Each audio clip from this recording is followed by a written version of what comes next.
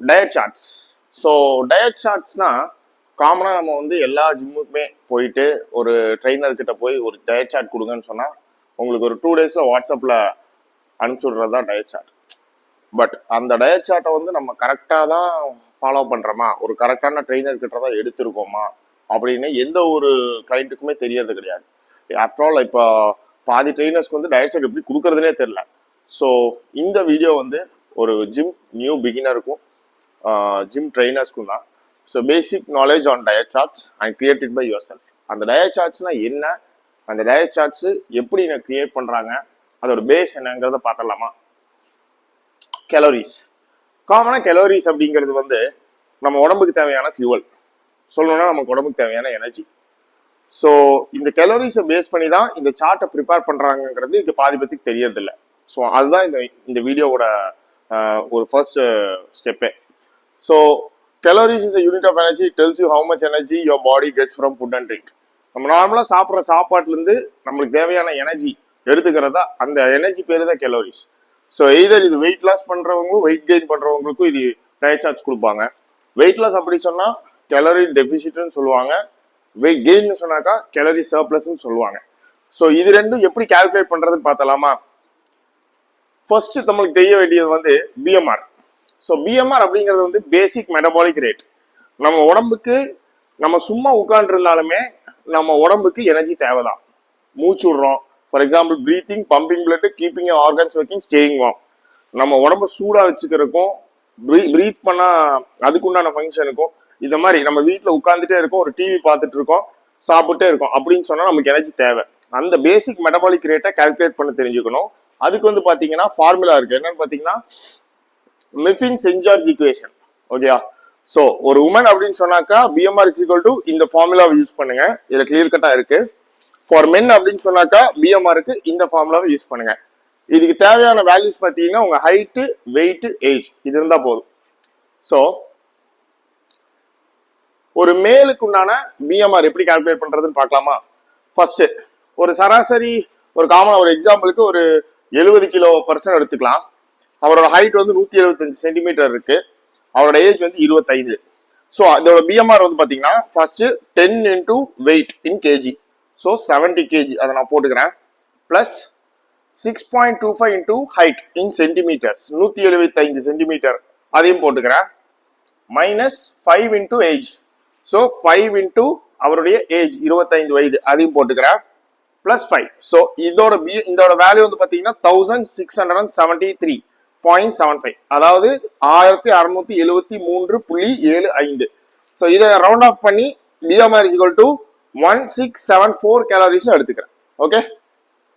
So அடுத்து நம்மளுக்கு தேவையானது total daily energy consumption, TDW. So இந்த வேல்யூல இருந்தா நம்மளோட கலோரி கண்டென்ட், நமக்கு எவ்வளவு கலோரிஸ் தேவைப்படுதுங்கிறத கால்குலேட் பண்ண போறோம். ஸோ இதோட ஃபார்முலா பார்த்தீங்கன்னா TDW is equal to PMR into activity level.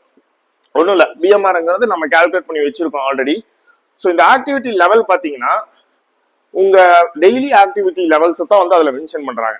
ஒரு உதாரணத்துக்கு நீங்க ஒரு ஐடி ஒர்க்கரா இருக்கீங்க அப்படின்னு சொன்னீங்கன்னா உங்க ஆக்டிவிட்டி லெவல் செடன்ட்ரி லெவலா இருக்கும்.